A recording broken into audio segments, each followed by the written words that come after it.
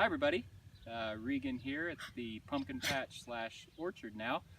You've been seeing on Facebook a lot of, well, hopefully you've been seeing some of the stuff that we are doing apples this year, and I wanted to, or we're starting apples this year. They won't be ready for probably 2 years, but I wanted to kind of walk you through what we're doing because we're pretty excited about it, as we are about most things that we do. If you look around me, this isn't your typical looking apple orchard. You'll notice a few things different. If you know me and the way Christy normally lets me do things, I do things pretty intensely. So this is kind of a new way to raise apples. It's called high density trellised apples. And it's high density because we've got, on about an acre here, about 480 trees. So a lot of trees, and the trellised apples, you'll see the wires and the posts. We're growing them on a trellis. We're growing them almost like grapes.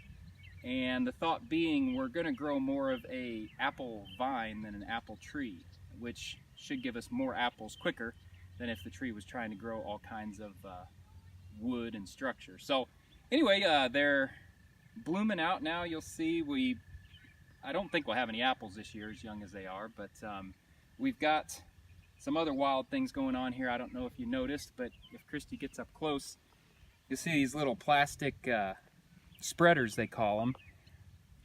We're trying to get the branches to come out at more of a flat angle, and it's pretty neat what it does to the tree. So if a branch on a tree is pointed straight up, or not straight up, but up at an angle, it tells it I'm growing toward the sun, I'm a growing branch. If you actually bend it down, it tells that branch, hey, I've got fruit on me, I'm going to make fruit now instead of grow out. So next year, these branches that are bent down should start supporting fruit for us. So we'll have fruit on on our second year trees. And there's a lot of pruning, and we've spent a lot of time out here already, and a lot more to spend. You'll see the white things at the base. Those are tree guards. Little critters like rabbits have a affinity for apple tree bark. And even if they just eat like an inch of the bark around the base of the tree, that girdles it, and it'll kill it. So that's what those are for. While I'm down there by the roots, I should also say, I don't know if Christy can get this. Let me just take this off. So apple trees are kind of cool, and I'm learning a lot. So you'll see right here, I don't know if you can see that coming out of the ground. This is actually from a different tree than from here up. So from here up is a branch called a scion, and this is the variety of apple we wanted. And this down here is actually grown specifically just for the roots. And these are what they call dwarfing rootstocks. So this root will only let this tree get about, it varies, between 8 and 12 feet tall. Most of them will be around 6 to 8 feet. But they're dwarfed, so we won't have to have ladders. When you come out to pick, hopefully the apples will all be right here at eye level. And those roots also give it some disease resistance and other cool things that, who knew? But anyway, what else, Christy? What am I forgetting out here? We've got grass started here in between the rows. We're putting in irrigation tonight, is why we're out here.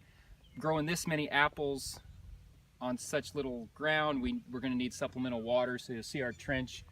The boys are, I guess, helping fill it in, you could say. But we're going to be pumping water out here. It's a drip system. Like I said, really intensive.